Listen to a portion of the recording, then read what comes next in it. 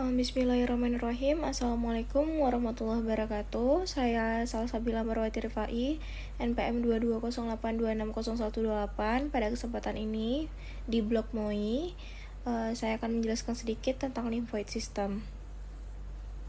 Sistem limfoid sendiri merupakan bagian dari sistem imun yang terdiri dari organ jaringan dan sel-sel khusus. Perannya adalah untuk menghasilkan, mematangkan, serta mengaktifasi sel imun. Organ limfoid dibagi menjadi organ primer dan sekunder. Organ limfoid primer yang terdiri dari sumsum tulang, yaitu tempat pembentukan seluruh sel darah, termasuk limfosit B. Limfosit B matang pun berada di sini. Kemudian yang kedua ada timus, dia itu tempat untuk maturasi limfosit T sebelum dilepaskan ke peredaran darah. Kemudian untuk organ limfoid sekunder, dia itu ada kelenjar getah bening, dia itu untuk menyaring cairan limfa dan menjadi tempat pertemuan antigen dengan limfosit. Kemudian ada limfa, fungsinya untuk menyaring darah, menghancurkan sel darah merah tua, dan memicu respon imun terhadap antigen sel darah merah.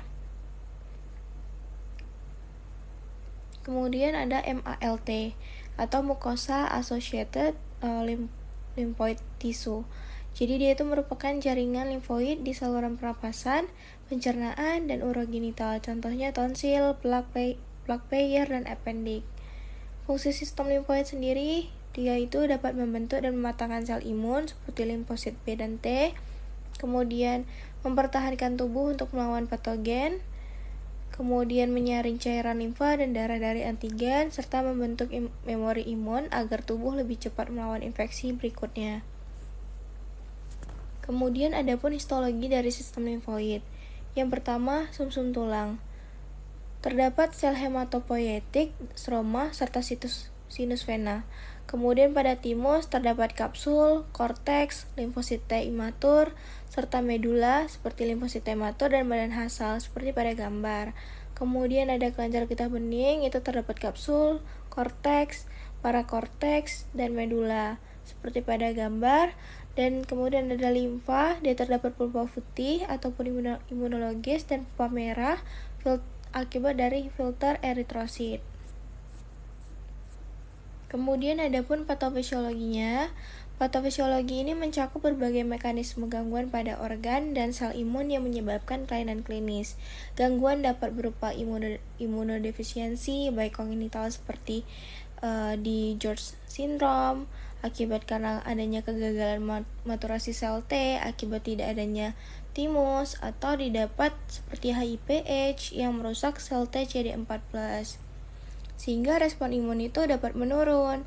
Sebaliknya, hiperaktivasi sistem imun itu dapat memicu limfadenopati reaktif dan inflamasi berlebihan. Mekanisme lain adalah autoimun, ketika proses seleksi di timus itu gagal sehingga limfosit autoreaktif menyerang jaringan tubuh sendiri, misalnya pada lupus ataupun pada RA. Selain itu, proliferasi sel limfoid yang tidak terkendali itu dapat menyebabkan neoplasma seperti leukemia dan limfoma.